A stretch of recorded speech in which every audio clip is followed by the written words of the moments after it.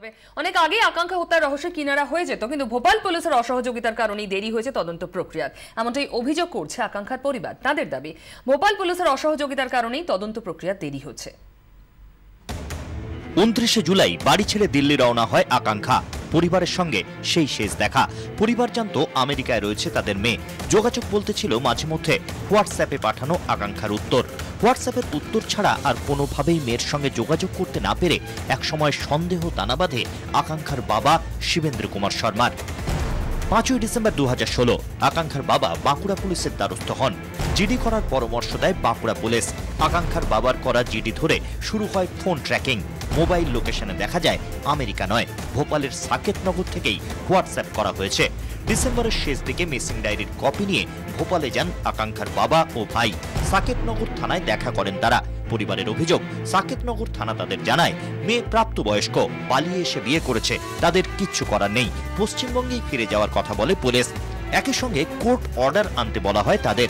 ভোপাল থেকে ফিরে বাঁকুড়ার পুলিশ সুপারের সঙ্গে দেখা করেন আকাঙ্ক্ষার পরিবার। পুলিশ সুপারের পরামর্শ অনুযায়ী 5ই জানুয়ারি বাঁকুড়া থানায় এফআইআর দায়ের করে আকাঙ্ক্ষার পরিবার।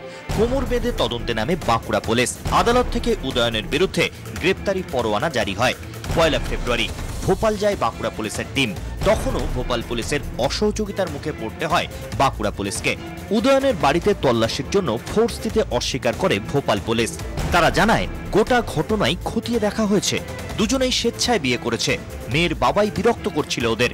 বিয়ের কাগজপত্রও দেখিয়েছে উদয়ন।